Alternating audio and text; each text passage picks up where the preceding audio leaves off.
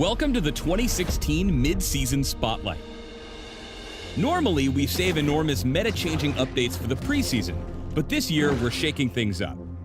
Our big goal for 2016 is to make every game of League feel unique, so we're putting on a halftime show to introduce big changes to mages, items, and the river's most monstrous inhabitants.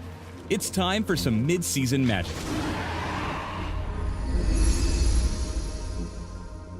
Let's start by checking in on our old pal Dragon, who's gone from elementary to elemental. He now embodies one of 4 elements when he spawns, each of which grant permanent stacking buffs to the team that takes him down. Fire dragons give you extra spicy damage against champions. Water dragons yield juicy health and mana regen. Earth dragons let you quickly take down epic monsters and turrets. And air dragons turbocharge your out-of-combat move speed. These stacks become even more important in the late game when the elemental dragons flee the rift and the elder dragon appears. Slaying this big bad daddy dragon temporarily amplifies all the existing dragon buffs you've acquired and applies powerful burn effects to your attacks and abilities.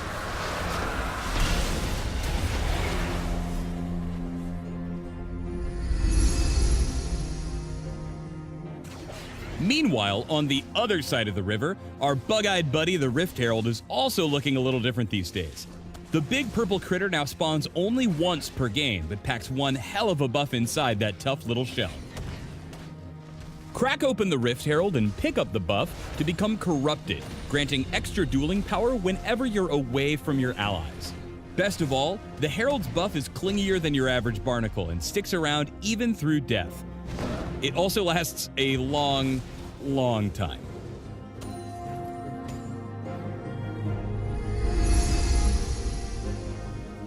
Over a dozen Spellslingers are getting some touch-ups in the mid-season update, but we're giving 6 Wizardly Warriors a serious makeover. Malzahar is still the single-target lockdown master, but now he's figured out how to bring extra Void Puppies along for the ride. Voidling Swarm, his new W, spawns his little purple pals, which multiply as they fight and start to frenzy once there's enough of them. We're also gifting Malzahar with a new damage-reducing passive, so the Prophet of the Void can occasionally ignore big playmakers and slip right past the enemy front line. Vladimir is the slippery blood mage with insane lane sustain, and we're escalating his ability to leverage his health bar to lay down the herd. Tides of Blood can now be charged up to form a massive sphere of AoE Sangre Sauce that he'll then hurl at opponents. This ability uses up a serious chunk of Vlad's available health, so he'll have to heal up between bloody onslaughts with his newly tuned transfusion.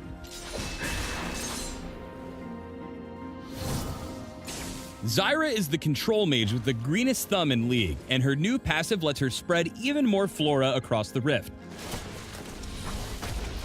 Garden of Thorns causes seeds to periodically sprout around her, and casting spells, like her newly fertilized Deadly Spines, produces an army of deadly plants to surprise attackers. Brand's mid-season changes are about cranking up his ability to set the world on fire. Brand's passive, Blaze, now causes a massive area of effect detonation whenever he lands 3 spells on the same target. When enemies huddle together for safety, it's time for the Burning Vengeance to light them up and set off a chain reaction. When the enemy team is fleet of foot, Cassiopeia is the serpent with a solution. The Venomous Vixen's W, Miasma, now applies an entirely new type of debuff that we're calling Grounded.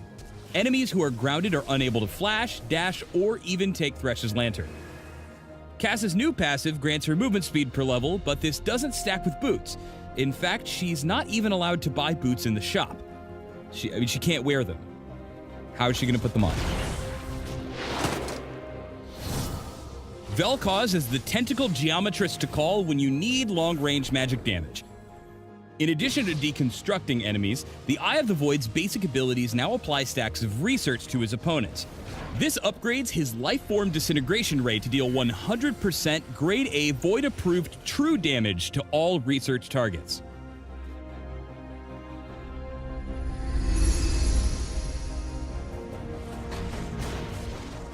It's not just the mages who are getting a magical mid-season transformation.